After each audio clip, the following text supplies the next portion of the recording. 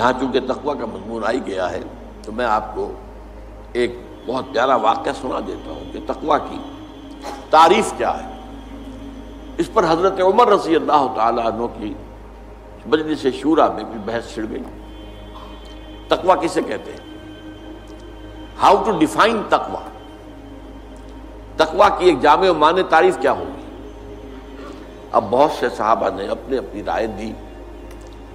حضرت ابی بن کعب رضی اللہ تعالی عنہ وہ خاموش بیٹھے رہے، اور یہ وہ صحابی ہیں جن کے بارے میں حضور کی حدیث یہ ہے اقرأہم ابی بن کعب، میرے صحابہ میں قرآن کا سب سے بڑا عالم اور قاری جو ہے وہ ابی بن کعب ہے۔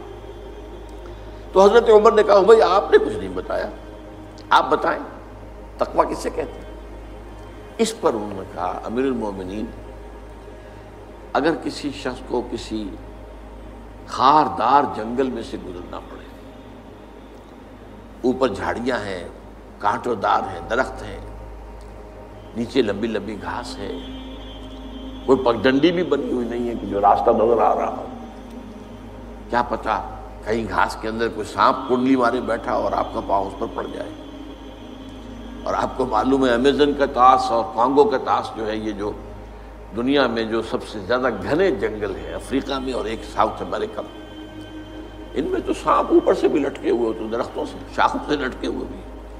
اب کسی کو گزرنا ہو تو کس طرح پھونک پھونک کر قدم رکھے، دیکھ دیکھ کر، چوکنا ہو کر، اچھی طرح احتیاط سے۔ یہ در حقیقت تقویٰ ہے، بچنا، کہیں میرے کپڑے کسی کانٹوں میں الجھ نہ جائیں، کہیں میرا پاؤں کسی موذی جانور کے اوپر نہ آ جائے، کہیں میرا پاؤں کسی موذی جانور کے بل یا بھٹ میں نہ پڑ جائے۔ اب اس طریقے سے پھونک پھونک کر، جس کو ہم کہتے ہیں محاورے میں پھونک پھونک کر قدم رکھنا اور پوری طرح چوکس اور چوکنے ہو کر راستہ طے کرنا، یہ تقویٰ۔ اس پہلو سے در حقیقت یہ زندگی جو ہے یہ بھی ایک سفر ہے، جس کے لیے حدیث ہے حضور کی، کن فی الدنیا کانک غریب و عابر سبیل، دنیا میں ایسے رہو جیسے کہ تم اجنبی ہو۔ یہ بہت قابل غور ہے معاملہ۔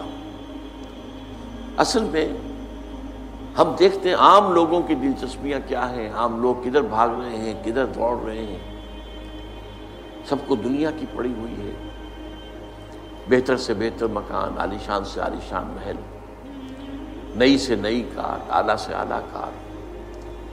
اس میں ایک آدمی جو ہے جو حق پر چلنے والا ہو اور جس نے اپنے آپ کو دین کے لیے وقف کر دیا، وہ اپنے آپ کو اجنبی پائے گا۔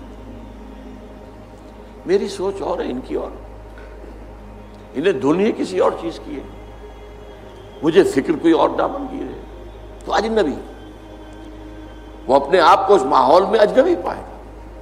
کن فی الدنیا کانک غریب او عابر سبیل، یہ ایسے رہو جیسے کہ راستہ گزرنے والا ہوتا ہے، اسے راستے سے کوئی پیار نہیں ہوتا، اصل میں تو منزل ہے جہاں پہنچنا ہے، اسے راستہ اس منزل تک پہنچانے کا ذریعہ ہے۔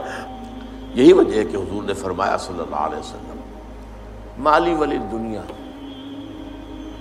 مجھے تمہاری دنیا سے کیا سروکار، انما مثلی کا راکب استظل تحت شجرۃ ثم راح فترکھا، میری مثال تو اس مسافر کی سی ہے، سوار جو تھوڑی دیر کے لیے رکتا ہے کسی درخت کے سائے میں سستانے کے لیے، تھوڑا سا آرام کرنے کے لیے، پھر وہ چھوڑتا ہے، اس کو اپنا راستہ لیتا ہے۔ یہ اس کا ٹھکانہ تو نہیں ہے، یہ اس کی منزل تو نہیں ہے، یہ اس کا گھر تو نہیں ہے، یہاں اسے رہنا تو نہیں ہے۔ تو ٹھیک ہے، دنیا کا درخت کا ایک سایہ، تم پر بھی چھت کا ایک سایہ ہو جائے، بہت غنیمت ہے، غنیمت سمجھو کہ سایہ ہے۔ لیکن یہ ہے کہ عالی شان محلوں کی آرزویں دماغ سے نکال دو، دنیا کی چیزوں کی طلب جو ہے وہ دل سے نکال دو، باہر کر دو۔